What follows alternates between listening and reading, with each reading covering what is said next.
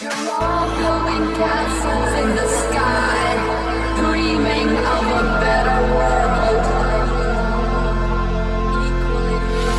I'm about to reveal the tales of your life.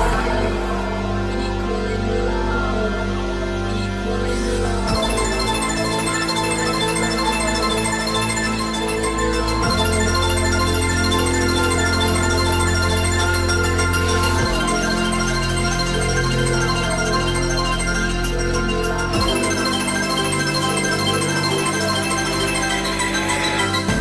Many secrets are locked inside your mind, but you're all equal in life. Equal in love, equal in love, equal in love, equal in love.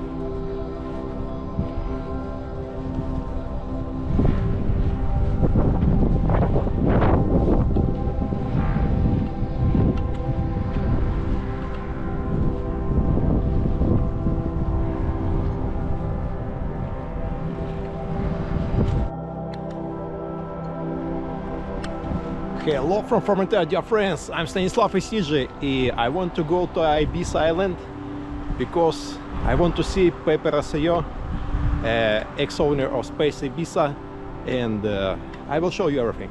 Let's go.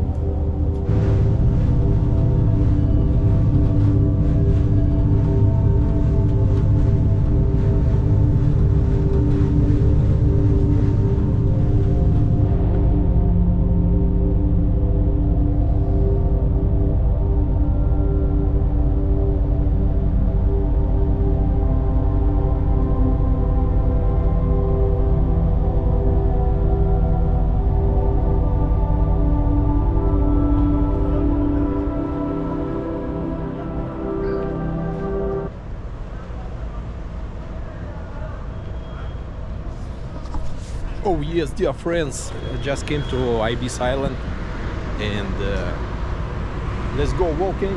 I will show you everything. Let's go.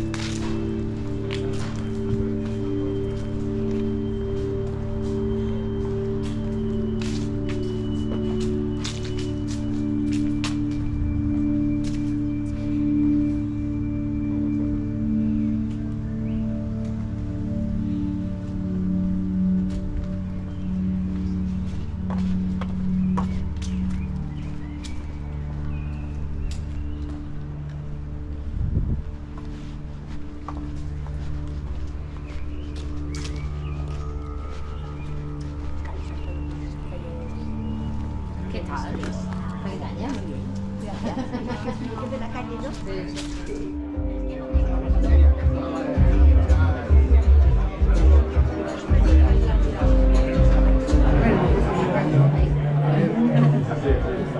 Ahora sí.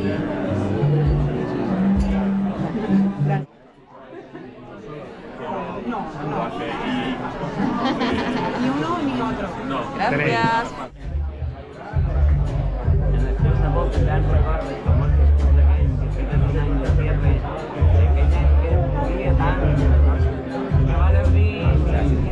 Sessions por DIPEF, que tiene este nombre en inglés que siempre queda todo mejor.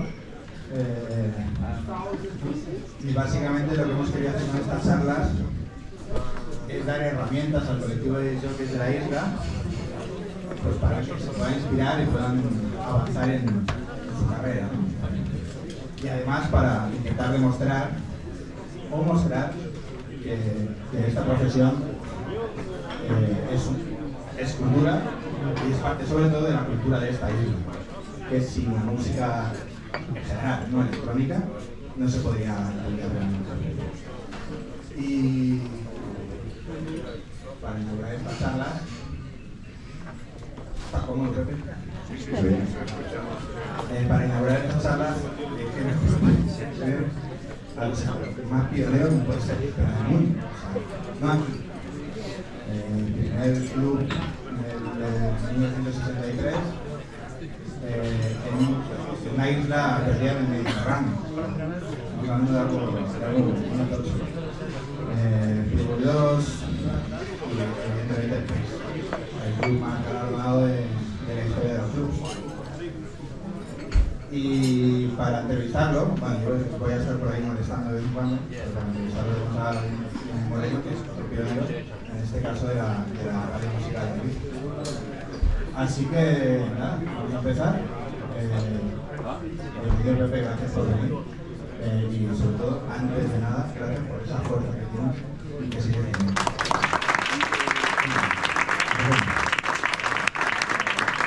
A verte, Pepe, ¿qué tal? Buenas tardes, gracias a todos por estar aquí, familia. Y vamos a ver cómo salimos de esta, así a principios de año, con estos fríos y calores que llegan ahora, para mí son calores. Y enseguida parece a florecer la... Qué bien, Lo más importante es tener a Pepe aquí hoy, que es un auténtico lujo. Eres el impulsor de alguna forma de la Asociación de DJs y Productores. En pandemia hablamos con Pepe y él nos dijo que ya era el momento de unirnos, de empezar a trabajar todos en una dirección. Por lo tanto, parte de mi culpa de que estemos ahora aquí con mi Pep la tiene Pepe Rosillo. Yo pienso que este rato, esta conversación, deberíamos de ser bastante capaces de ver cómo podemos unir el pasado con el presente para actualizar de nuevo lo que se puede pretender y aspirar a que esta isla vuelva a ser algo que perdió ya. A mí cuando veo la primera pregunta que se me hace, si me la quieres hacer,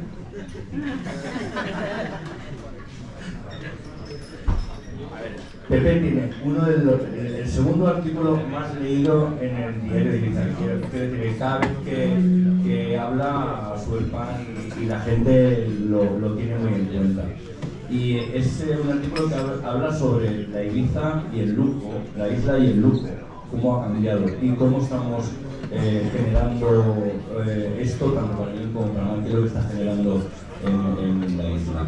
Y la primera pregunta, en verdad, queríamos saber un poco más de ti, de tu infancia, de lo que es para ti Ibiza, porque tú eres ibicénico 100%, pionero del primer club de la isla.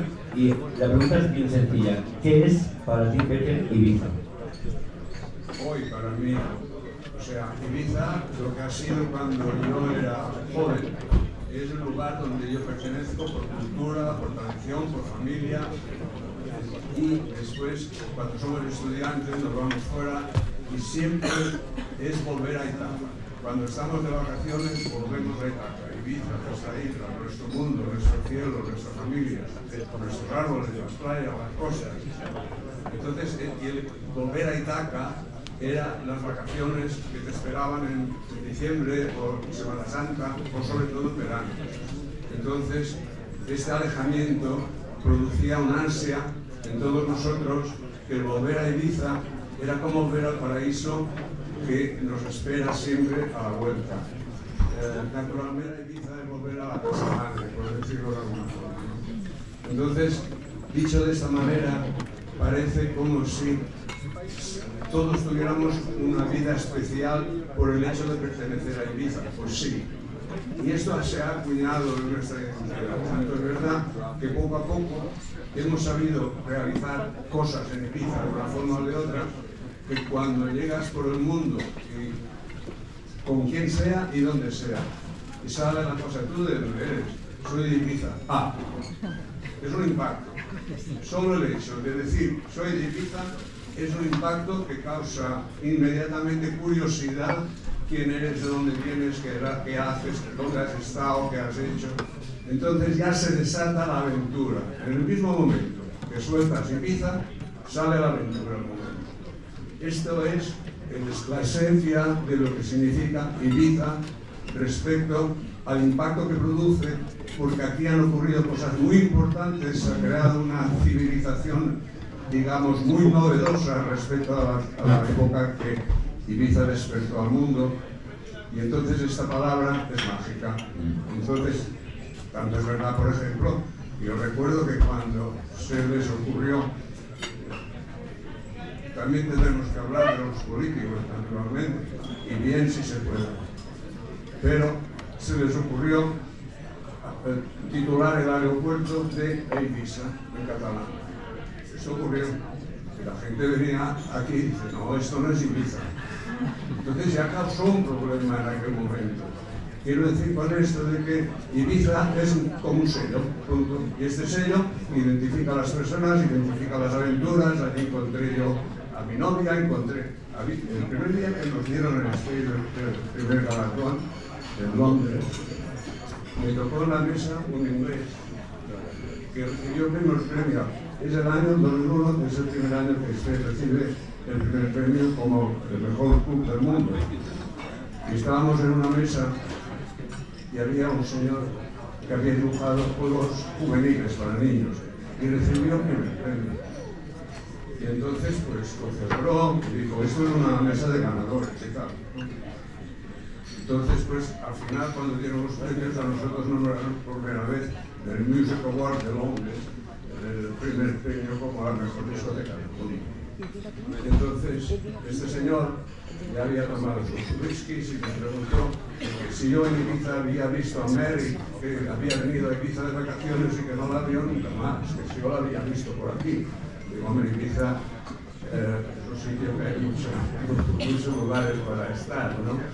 Quiero decir que Ibiza ya coge un sendero que se distingue de todo el resto, ¿no? El impacto que tenía antes al que tiene ahora es diferente, Pepe. Ha cambiado la isla, se harán de otras cosas en Ibiza, además de la diversión, de la naturaleza, de lo que envuelve la isla. ¿Cómo crees que es la imagen exterior? ¿Cómo la imaginas tú viendo una persona ahora mismo la imagen exterior? No sé si se habla mucho más del tema de los alquileres, de la Ibiza del lujo y todo esto. ¿Cómo crees que ha evolucionado? ¿En qué punto se encuentra ahora Ibiza desde tu perspectiva? Bueno, la primera pregunta, así como estaba formulada, ¿cuál es la opinión que tengo yo ahora de la Ibiza que he conocido y vivido, etcétera? Para mí es el paraíso perdido. Lo siento de expresarlo, pero así, y recuerdo que John Milton hizo un poema sobre a la ceguera en su obra de, no sé decir, en su novela, la primera de todas era a su ceguera. Su ceguera porque se quedó ciego, pero es que además hizo ese poema a la ceguera, pero el paraíso estaba perdido. Para mí Ibiza hoy es un paraíso perdido. Esto que estábamos diciendo antes de esta forma nerviosa como estoy ahora mismo, es algo que Ibiza ha perdido algo importantísimo, que es el concepto de aventura. La aventura se sugiere por el hecho de venir a Ibiza de una forma o de otra. Unos vuelven porque quieren encontrar lo que dejaron aquí, otros vienen para descubrir, otros vienen para seguir la ruta común, la migración, que digo yo. Y después hay quienes todavía conservan la autenticidad de lo que es Ibiza y de lo que ha sido Ibiza. Todavía hay gente que sigue en Ibiza, ama Ibiza, quiere Ibiza, respeta Ibiza, también los hay. Entonces, quiero decir de que hoy Ibiza se ha convertido en un lugar de masificación, falta de diversificar y de distintas opciones, y existe mucha problemática respecto a lo que hoy Ibiza se manifiesta de cara al exterior. De cierta manera se está convirtiendo en un supermercado difícil de controlar.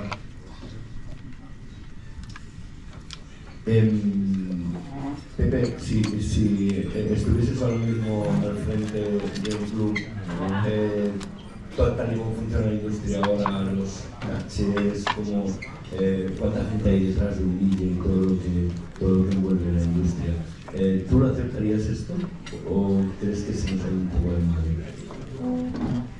Porque vamos a ver, Ibiza desde los años, yo pienso que hay un punto en el que Ibiza explota de verdad, y creo que es en el 90, cuando en el Q coinciden Freddie Mercury y Montserrat Caballé cantando Barcelona, Barcelona, el himno del himno olímpico. Yo creo que Ibiza es el momento top, digámoslo así, y esto ocurrió en el Q de entonces Figueres posteriormente, y aquella escena ha quedado sellada para la historia. Allí confluyen los tipos de música que se unen y que compiten. La ópera, en este caso, o la lírica, con la música pop. Entonces, aquel momento puso dos músicas que se oponen o se contradicen una con la otra porque se odian entre ellas. Los clásicos no conscientes del folk ni el rock, en cambio, el rock y el pop pues, se ignoran los clásicos. Pero este ensamblamiento entre lo lírico y lo actual modela Ibiza y le da un contenido, diría yo, mágico. Entonces yo pienso que aquellos años fueron unos verdaderos, digamos, fue una explosión de éxito. Y este éxito se tradujo también en el ánimo del público, en el ánimo de la sociedad, y todos vivimos unos momentos de gran encanto, de gran movimiento social, político, económico. Y entonces las cosas se han ido madurando y al mismo tiempo, cuando algo ocurre siempre igual, se quema. La diversificación de las acciones crea riqueza. Yo para mí, en Ibiza, se ha cambiado tanto el modelo que no se parece en nada a lo que nosotros estamos hablando. Hoy Ibiza está pasando una serie de problemas gravísimos que no son el motivo de esa conversación, pero que necesitaríamos, si sabemos de esta entrevista y de otras que se vayan a producir, no solamente consolidar este grupo de músicos o de artistas que necesitáis uniros para fomentar el arte, vuestra cultura, la música, etc., sino que además se tiene que crear una sinergia para que realmente se produzcan cambios. Y estos cambios se han de producir por fuerza, porque las cosas no pueden continuar como están. ¿Dónde están los cambios, Pepe? Tú siempre has sido un defensor de la cultura, de crear arte a través de la diversión, o sea, la mezcla. Pero ¿dónde crees que se tiene que producir el cambio? ¿En el ocio nocturno, en el diurno, en los beach clubs, en los clubs, en la forma de funcionar de las promotoras? ¿Cuál es tu visión? Porque sí que es cierto que últimamente la gente va a algunas fiestas solo casi a grabar el instante y no tanto a tener una experiencia como en otro tiempo, ¿no? La gente está muy pegada al móvil, ya estoy en Ibiza, grabo el vídeo, lo cuelgo y no hay una sensación, a veces puede que, no en todo, creo que hay una falta de buscar la experiencia real de Ibiza, ¿no? De sentir la isla en todos sus ámbitos. ¿En qué tenemos que trabajar? ¿Cómo tiene que trabajar la gente? ¿En qué sentido? Yo pienso que el momento en el cual, a partir del año 2010-2011 cambia el modelo turístico de Ibiza. Se produce un cambio y ese cambio no está motivado por razón de que la clase política ha dicho vamos a cambiar el modelo porque el modelo que estamos disfrutando actualmente no nos sirve. Estoy hablando de la época de los años 10-11, momento de crisis económica aguda en España y en Europa entera, y entonces pues resulta que de repente nos aparece en el año 2012 una ley turística en la cual se mete y no se mete, es decir, no se compromete y no ordena, no regula, no casa las cosas como se corresponde. Tanto es verdad que, por ejemplo, nosotros tenemos que decir ya, de entrada, de que tenemos en la clasificación del ordenamiento jurídico y turístico tenemos salas de fiestas, discotecas y tres conciertos. Estos tres conceptos bailan con una música que se manifiesta en espacios cerrados porque las discotecas se tuvieron que cerrar para no crear ruidos en el exterior, entonces se cerraron el Q, el Amnesia, el Space, todas las discotecas puestas a dentro. Muy bien. Digamos, este negocio nocturno, así como estaba configurado, y entonces teníamos siempre como agente común es el baile, menos en los cafés conciertos, que el público permanece sentado y la actuación de los artistas desde el escenario, y tenemos estas tres figuras que son las que definen el reglamento de la regulación, aparte de horarios y aforos. Si este es el modelo que teníamos y resulta de que no iba suficientemente bien dentro de las aspiraciones de la clase política, mande que mande, resulta que se sacan de la manga una ley turística en la que nos coloca los clubs de playa, pero nos dice que son clubs de playa, dice que son establecimientos que están cerca del mar, en el cual se pueden desarrollar actividades de recreo. Entonces, pero no dice qué clase de recreo, ni dice que se ponga música, ni dice que se ponga otra cosa, ni dice que se pueda bailar, ni dice que no se pueda bailar, no dice qué aforo pueden tener, no dice qué horarios pueden tener. Entonces dejan al aire esta figura jurídica en la cual hablan de club de playa, pero no dicen qué se puede hacer en este club de playa. Eso tendrían que haberlo matizado y dicho, bueno, con música de entretenimiento, el entretenimiento se puede hacer de muchas maneras, pero sí que hay que siempre diferenciar algo. ¿Se baila o no se baila? Si se baila, hay un gravamen también por parte de las GAE, por parte de los medios públicos, etcétera, etcétera. Y a esto puedo añadir una cosa. En el 2012, en la ley de Montoro, yo no os voy a simplificar con leyes porque no es el caso, pero sí que la ley Montoro dice que las salas de fiestas, discotecas y demás tienen que tributar al 21% de IVA. En cambio, los hoteles que hacen baile y los clubs de playa que también hacían baile, resulta que pagaban 10% de IVA turístico. Para Space, concretamente, 4 años de 21% significaron 8.400.000 euros que no hubiera pagado Hacienda si yo hubiera liquidado al 10% como liquidaba el hotel de al lado. Francamente, dentro de lo que es la estructura económica, política, o lo que sea, cuento esto porque me veo obligado a decirlo, porque esto fue así. Entonces, esta desigualdad que se crea por falta de regulación crea este desorden y esta fórmula que no es aceptable. Porque está regulada toda la isla igual para todos los hoteles en los municipios, o solo para la ciudad de Ibiza, para San José. Porque por esa regla de 3 todos los hoteles podrían hacer eventos. Entonces, ¿cómo está hecha la ley para que unos sí y otros no? Está la declaración responsable, que es un medio europeo, la directiva Bolkestein, ¿de acuerdo?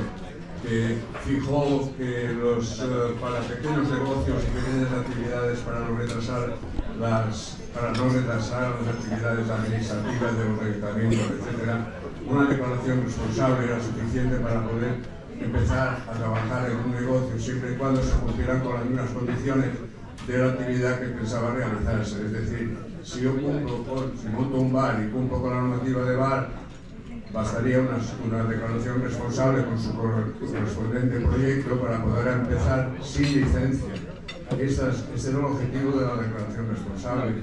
No esperar los trámites que retrasa la administración, y esta declaración responsable ha sido lo que se ha utilizado para hacer todo lo que está ocurriendo, tanto en hoteles como en clubs de playa como en demás, porque no existe una regulación que pueda justificar de que en la playa se esté bailando o en el hotel se esté bailando, o que en un hotel que tiene una capacidad de 100 personas que puedan estar. Esto es imposible y esto está pasando. Y ese desajuste se tiene que arreglar de una forma u otra, de todas maneras, como sea, se tiene que solucionar. Porque tú sabes muy bien lo que está ocurriendo estos últimos años, lo que ha pasado. Y lo que ha pasado no puede seguir pasando. Ahora actualmente la administración, el gobierno balear, está trabajándose una nueva ley turística. Vamos a ver qué dejan y qué ponen. Pero esta situación es insostenible, bajo mi punto de vista, y bajo el punto de vista del ocio nocturno muchísimo menos. ¿Te has estado en algún club, en algún lugar en los últimos años?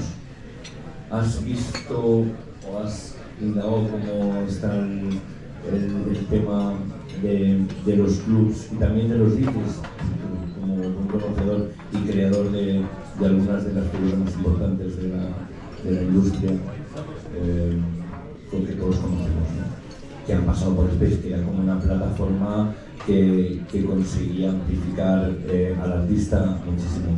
Ahora ya los DJs locales no pinchan más en clubs, algunos hay algunos que sí, pocos, pero en su mayoría se aparta un poco bastante a la figura del DJ para crear,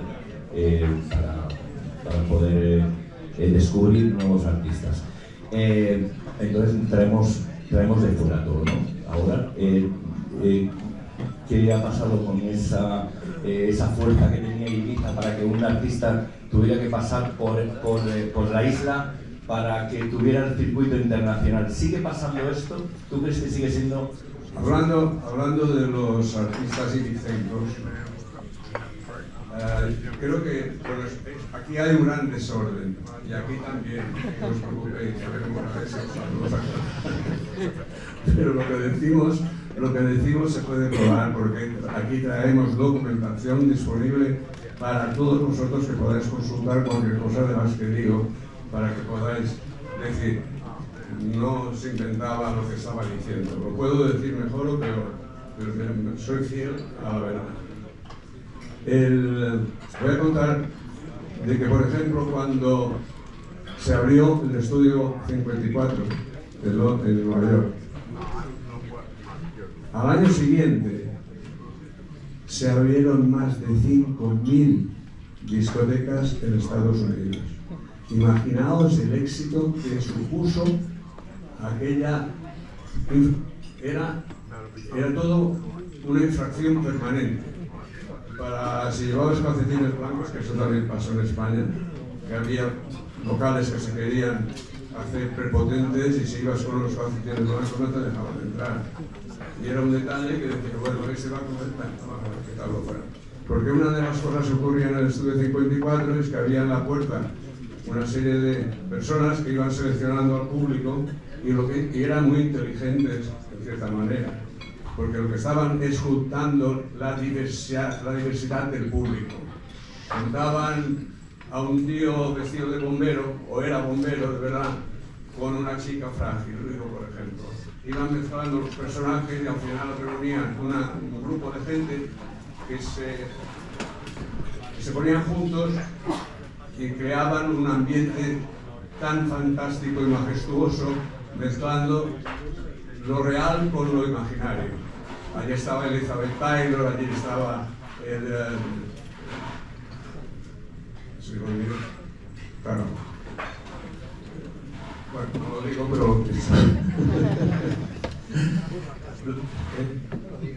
bueno, queda al aire, pero esto lo dice al final. Entonces allí se unían artistas, gente del cine, gente de la televisión, trabajadores. Entonces esta mezcla, yo no sé, yo ahora me presumo de decir otra cosa que quizás me voy a pasar. Space era un poco así. Space era así. El Space lo respalamos todos. Ahí acabado todo. Trabajadores con no trabajadores y las chicas. Bueno, la verdad fue una experiencia mágica. Yo recuerdo, por ejemplo, sobre los artistas ibicencos, yo quiero ahora, si me lo permitís, sigo estando nervioso, pero no me hagáis caso. Cuando se abrió el estudio 54, en los años 70, aparecieron una serie de figuras porque se había aprobado la ley de derechos civiles, se había acabado el racismo, en teoría, se había acabado el racismo, se había acabado la diferencia de clases, ricos y pobres, se había acabado toda aquella farándula de terror a las personas de color, etcétera, etcétera. En los años 77 aparece una lista yo he seleccionado una lista de personas que irrumpieron en la música disco. Y he cogido estos nombres y los he apuntado. Acordaos de Gloria Gaynor, Aretha Franklin, Ella Fitzgerald, LaBelle, Donna Summer, Tina Turner, Nina Simone, Boney M, Chic, Bee Gees. Bee Gees estaban por el Playboy y a Andy yo lo sacaba por las orejas porque no tenía 18 años y se metía por encima del muro. Miriam Makeba, Roberta Flack, Whitney Houston. Whitney Houston es la primera mujer de color que canta en Sudáfrica después de que Mandela ha echado a los racistas que eran los que gobernaban en Sudáfrica. Pues entonces estas personas de color fueron lo que implementaron que las discotecas volvieran a ser lo que fueron después y lo que siguen siendo hasta hoy, o los cambios que se han modificado. Los discjockeys y licencos para nosotros en Space siempre fueron acogidos y formando parte de nosotros mismos. Tonio Neto, Reche, Oliver, Oscar Colorado, Soldado, Tony Garrido. Tony Garrido fue el primer discjockey del Playboy 1. El Playboy 1, que se llamaba oficialmente Capri, yo le puse Playboy porque era transgresión. Playboy era una palabra proscrita en el franquismo. A ti te cogían con una revista de Playboy y te quitaban no solamente la revista, sino los discos y hasta te quitaban el pasaporte. Quiero decir con esto de que Alfredo, Tony Rivas, Pepe Gamba, Pipi, José Padilla, Juan Suárez, Óscar Colora, Óscar de Guerrero, todos estos chicos, Leche, por ejemplo, cuando él viajaba por el Space y se iba a una fiesta en algún lugar, pues él ya era un gran señor, porque además llevaba su maleta y pasaba por el avión y estaba sentado en un asiento normal de turista, y él pasaba por mi lado con la maleta de sus discos de Space y me miraba así sonriendo. Ahora soy yo que mando. Muy bien, es un grato recuerdo para todos ellos. ¿Verdad que les vamos a dar un aplauso a todos estos?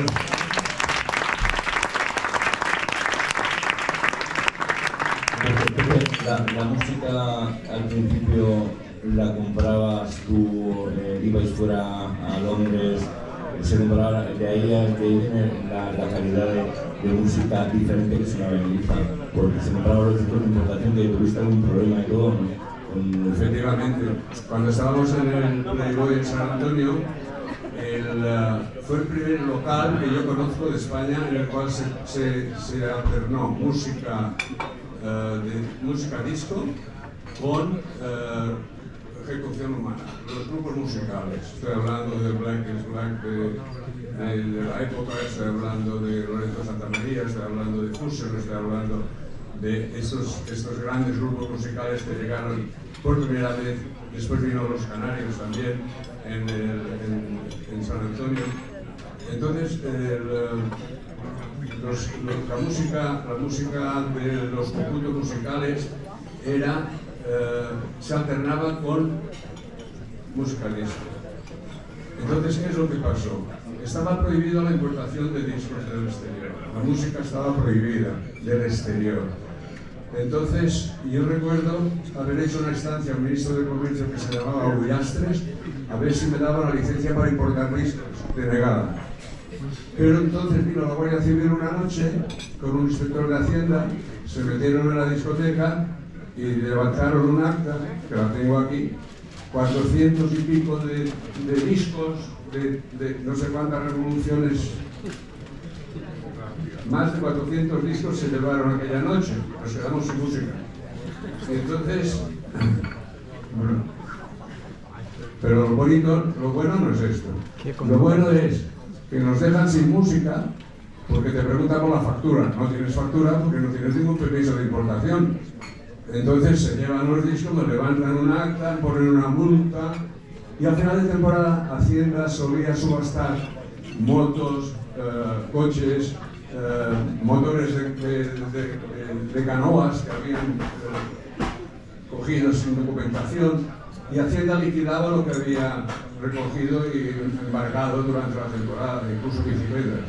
En aquellas fechas subastaron los discos que me habían quitado a mí. Entonces yo me presento a la subasta y vuelvo a pagar y me vuelvo a comprar mis propios discos. O sea que me compro discos, me meten la multa, subasta, vuelvo a comprar, pero entonces ya tengo un documento, no le ponen título, tantos discos de 45 revoluciones, tantos más de 33 revoluciones, compra y tal. Yo me encuentro con otros 600 discos que no tienen título y que me consienten tener una fortuna en casa. Porque resulta que voy cambiando los discos nuevos por los viejos, siempre tengo los mismos, y voy actualizando toda la batería de música que había en casa. Pero hemos pagado 4 veces los discos. La cuestión es que estábamos al día. Dicho esto, en aquella época molestaba más, esta parte artística no estaba bien considerada. Y después hay otra cosa que quiero contar también. Yo formé parte, por primera vez, de la Asociación Provincial de Empresarios de Salas de Fiestas de Baleares. Esto se asoció a la Asociación de Abone. Abone es Asociación Balear de Ocio Nocturno y Entretenimiento de Baleares, ¿no? Entonces, había pasado algo muy gordo porque me eligieron a mí presidente y entonces resulta que estuve 20 años de presidente de la Asociación de Empresarios. Naturalmente, a mí no me quería ningún político ni ver, porque siempre iba para defender los intereses de la noche, de los empresarios, y claro, como siempre hacíamos barbasadas, pues entonces resulta que nadie estaba contento con las discotecas, te podéis imaginar. Pero claro, tuve que dar la cara, estuve allí más de 20 años. Entonces, arrancábamos de una época en la cual en los hoteles no se podía hacer ningún baile. Tenía que hacerse para sus propios clientes, sin publicidad en el exterior y terminar a las 12 de la noche, y además no podían cargar un sobreprecio a las consumiciones. Si tenía un café a 2 pesetas, tenía que seguir vendiendo café a 2 pesetas. O sea, esto era la ordenanza que regía, digamos, el comportamiento de los hoteles, que ya entonces ya ponían la patita por debajo de la mesa, buscando, yo quiero meterme también ahí, que también quiero. Entonces resulta de que esta legislación después se cambió, porque estoy hablando de la época de lo que quedaba cuando Franco ya falleció. Entonces nos tuvimos que poner al día en todo, en seguridad, en puertas de emergencia, en pruebas antifuego, contratar los seguros de responsabilidad civil, etcétera, ponernos al día, digamos, hasta que llegó don Pedro Galván, y cuando se hizo alcalde de Madrid, pues entonces, chicos, a colocaros, que ya os toca a vosotros, os recordáis, ¿no?, de los años cuando se aprobó la Constitución nueva de cambio de régimen. Entonces, pues, empezó ya la conflagración de excesos, ¿no? Porque los excesos se han ido acumulando año tras año y después ha llegado al paroxismo de lo que podría ocurrir últimamente respecto a la legislación que no se ha dado para poder proteger los intereses del ocio nocturno en este caso. Pepe, hiciste un artículo que se llama La Ibiza del lujo, un estrangulamiento turístico y social. También el West End de San Antonio y el puerto de Ibiza. Hablas de que están agonizando. Ibiza se ha encarecido muchísimo. A veces para ir a un club hay que pedir un préstamo antes, ¿sabes? Y el tema del alquiler ya, bueno, es algo que no sé si todo va en conjunto a lo que está pasando. Pues sobre esto, sobre la Ibiza actual, la Ibiza del lujo y lo que está ocurriendo a nivel social, que mucha gente pues no puede estar en Ibiza de vivir de una forma digna, pero casi le cuesta lo mismo el sueldo que os va a gastar. Yo creo que hablando también de los puestos de trabajo para los disjockeys, que son uno de los objetivos que creo que tiene la asociación, y es algo también por lo cual estamos aquí. Entonces, yo creo que el puerto de Ibiza es la joya de oro perdida de la isla en total. El puerto de Ibiza ha sido la postal más vendido de la historia de la isla. Allí ha confluido gente de todo color, gente de toda clase social, gente de todo el mundo. Ha hecho moda incluso. El puerto de Ibiza ha hecho moda. La moda libre está vinculada a lo que estaba pasando en el puerto de Ibiza. Allí había unos locales musicales de la época que se reconvirtieron en actuales restaurantes. Y la terraza que ofrece el puerto de Ibiza es un símbolo, es un icono de la historia de la isla. Hay que tener en cuenta que estamos en los pies del monumento, de las murallas, del recinto amurallado, el patrimonio histórico mundial, y resulta que el puerto de Ibiza ha languidecido precisamente por la aparición del ocio diurno que ha acumulado el público que frecuentaba esta zona para llevársela a otra parte. En este caso sabemos dónde va, Playa de Mosa concretamente, para decirlo claro. Entonces resulta de que en el puerto de Ibiza debe de haber por lo menos una 50 de puestos de trabajo de disc-jockey que están allí pendientes de que venga el público para poderle ofrecer la sesión musical que corresponda. No lo ponen fácil ahora, creo, con el tema de permisos para la música, y los pasacalles tampoco, creo. Los pasacalles, yo sé que el alcalde actual ha dictado una norma que daba permiso para que vuelvan las discotecas, pero las discotecas no volverán. No sé si me entendéis. Entonces, el puerto de Ibiza es fundamental que vuelva a recuperar el prestigio que tuvo. Es fundamental que vuelva a ser el lugar de encuentro. Es imprescindible que funcione el puerto de Ibiza para que toda la isla funcione, porque desde ahí se irradia al resto de la isla todo lo que pasa en el puerto de Ibiza. Allí hay un montón increíble de puestos de trabajo para disc-jockey que están con las puertas cerradas. Esto ocurre también en San Antonio, en el West End.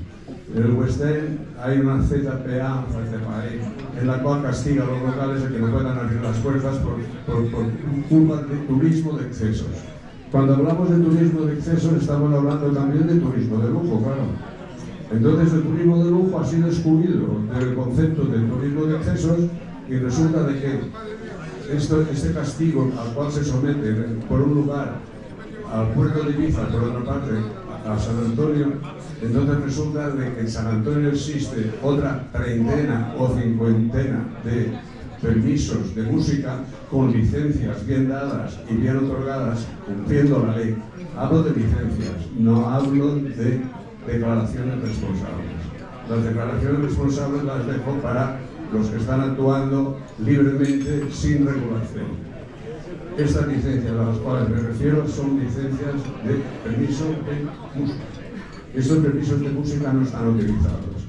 Si el puerto vuelve a trabajar como debe y San Antonio se vuelve a poner en onda para quizás este ZPE que le castiga de una forma injusta, volvemos a recuperar así por encima un centenar de puestos de trabajo para los disc-jockeys en licencias.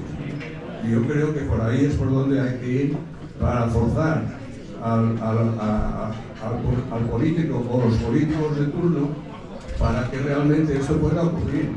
Yo al alcalde de Ibiza le animaría con toda mi alma a que ahora que se está redactando esta nueva ley turística ponga su influencia total para que se pare la música en las playas a partir de la tarde. Si es música de playa, es para la playa, no es para ir por la noche para comerse el público.